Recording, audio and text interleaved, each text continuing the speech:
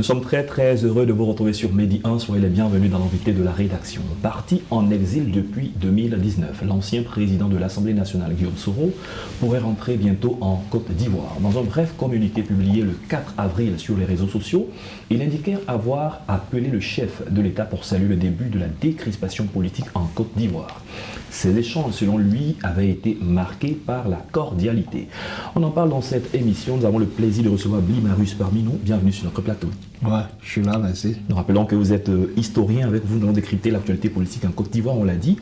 Il y a eu un appel entre Soro Guillaume, l'ex-président de l'Assemblée nationale, et l'actuel président de la République. Alors, première question, tous les exilés, les acteurs majeurs de la crise sont rentrés au pays, sauf Soro Guillaume. Pourquoi ?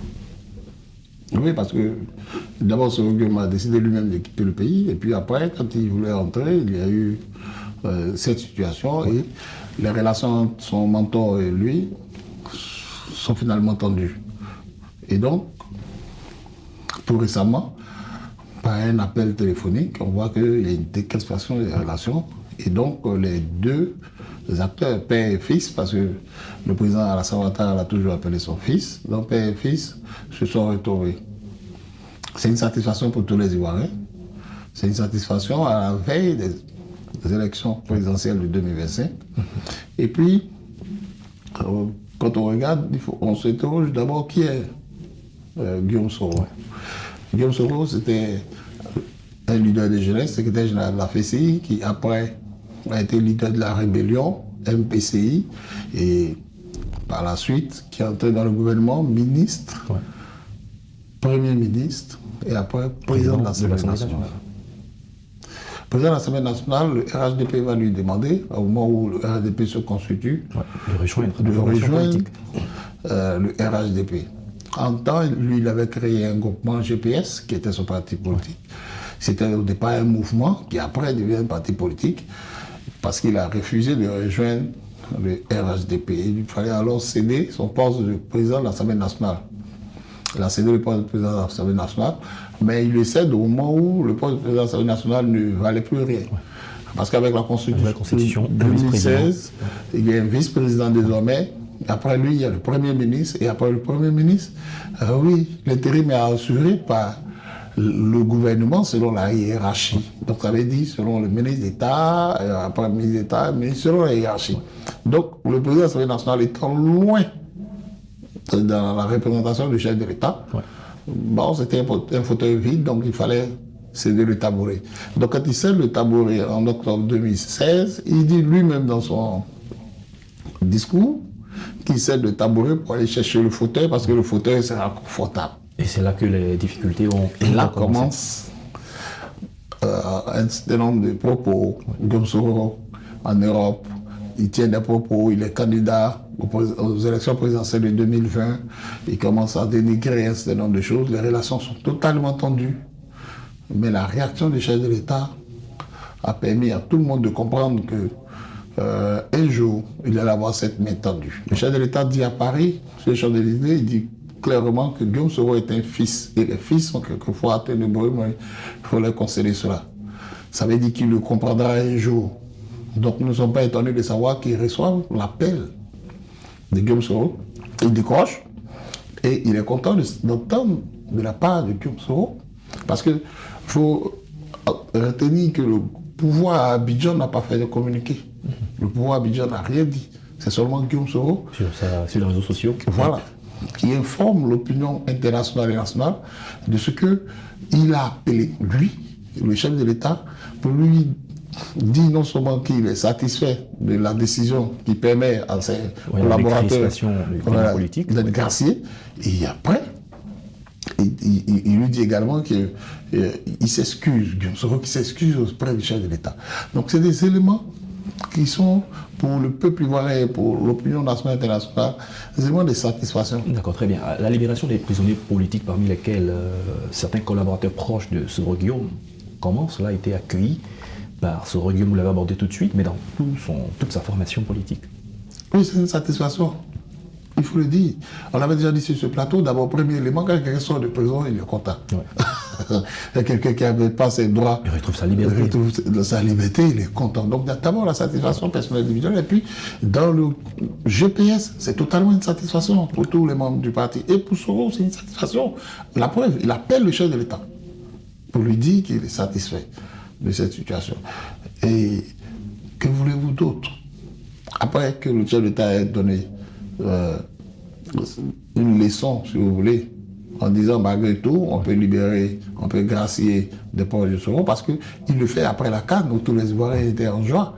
Donc quand il le fait, Soro à son tour, il fallait qu'il appelle son père, parce qu'il a toujours appelé son père. Après donc la grâce présidentielle accordée à ces personnes, on pourrait imaginer un retour très bientôt de Soro Guillaume en Côte d'Ivoire, et pourquoi pas de bénéficier aussi de grâce. C'est Soro qui est parti de lui-même. Ouais. S'il veut venir, il a appelé son père, qui le rappelle, il va lui donner la porte, il va entrer. Vous voyez, c'est comme l'enfant prodigue dans la Bible. Quand il est parti, il s'est rendu compte que c'était compliqué, il est revenu de lui-même. Et le père l'a accueilli bras ouverts. Son père l'a accueilli bras ouverts. Je pense que c'est ce qui va se passer entre Soro et son père. D'accord, au retour, est-ce que ça veut dire que la formation politique qui avait été dissoute, celle de Soro Guillaume, va être réhabilitée, ou il y a un probable retour au RHDP, vous pensez?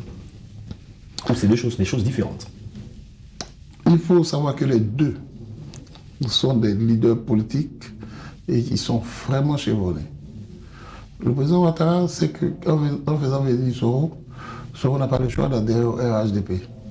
Maintenant, est-ce qu'il adhère au RHDP avec le GPS, ou bien est-ce qu'il reste GPS avec une antenne RHDP? On aura le temps de voir. Parce qu'au sein du RHDP, il y a l'UDPCI qui est un parti politique. Donc le RHDP est un rassemblement. Voilà, donc peut-être qu'il va venir avec son groupement. Mais s'il le fait, il aura fait beaucoup de mal aux Ivoiriens. On se posera la question de savoir, mais pourquoi tu ne l'as pas fait en 2016? Et tu nous as mis dans toutes ces situations de crispation, parce qu'en 2020, toute la situation qui a eu lieu, il faut dire que Soro était là. Et il était acteur. Donc s'il nous amène en 2025 avec un Soro RHDP, on a dit, mais pourquoi vous n'aimez pas la paix en Côte d'Ivoire? Pourquoi vous ne voulez pas que les Ivoiriens soient en paix? Tu aurais pu nous épargner cette situation de 2020 alors? Est-ce que finalement les hommes politiques ne sont pas beaucoup plus attirés par leurs propres intérêts en fonction de l'appréciation du moment, comme certains le disent? Mais Guillaume Soro vient d'expérimenter aussi l'exil. Vous voyez, les gens pensent qu'on est à l'aise dehors. Il faut apprendre à vivre mieux chez soi, avec ce qu'on a. Il vient d'expérimenter l'exil, tout comme Blé Goudé. Ouais. Quand il est revenu, vous avez vu qu'il a un ton apaisé. Guillaume Soro va revenir avec un ton apaisé. Est-ce que avec le retour de Soro Guillaume en Côte d'Ivoire, il aura le même aura, a-t-il le même poids qu'il y a 5 ans de cela? Le poids en politique dépend toujours du discours et de l'attitude qu'on a. Et un autre élément qui nous intéresse plus, c'est que, vous savez, tous ces jeunes politiques ont grandi avec des mentors. Tant qu'ils resteront accrochés à leurs mentors, ils auront un poids. Mais tant qu'ils vont s'éloigner de leurs mentors, ils vont perdre de l'énergie et ils vont disparaître dans la nature. Au regard de tout ça, comment est-ce que la population interprète la situation? Quand on a vu par exemple un Marie Touakeus qui est parti, qui est revenu au RHDP, on a vu un Finguessan du FPI qui finalement est venu faire une alliance, Soro Guillaume qui revient, selon le schéma que vous décrivez, il serait probable qu'il adhère, ainsi de suite. Finalement, les personnes qui mettent leur confiance en un leader et qui se voient un peu trahies, comment elles apprécient de telles situations? Oui, mais dans savoir qu'en politique aussi, les alliances se font en fonction des intérêts. Hein. Se font aussi des fonds. Voilà, et ce qui est important actuellement, c'est que le RHDP est en train de retrouver toute sa machine progressivement. Il reste le PDCI qui certainement va intégrer le RHDP après, mais ils sont en train de retrouver toute la machine pour 2025. Ils sont en train de se reconstruire, se recomposer. Ils ont besoin de Soro Guillaume, ils vont l'approcher, vont le séduire. Et s'il adhère, ils en auront besoin pour les batailles de 2025. Ils ont besoin de tous ces acteurs qui peuvent les accompagner. Et je pense que en politique, ce n'est pas mauvais. La seule chose qui n'est pas bien, c'est quand on se tue. Sinon, à part ça, tout ce qu'ils font, c'est bon. Ça fait partie des stratégies pour aller conquérir le pouvoir. Et conquérir un parti politique, oui, c'est pour conquérir le pouvoir et l'exercer. Merci, Blimarus. Je rappelle que vous êtes historien. On aura le temps d'apprécier l'évolution de la situation et nous reviendrons pour décrypter cette évolution. Merci d'être passé sur notre plateau. C'est moi qui vous remercie. C'est la fin de cette émission. Merci à tous de l'avoir suivi. Bonne suite de nos programmes sur Medi 1.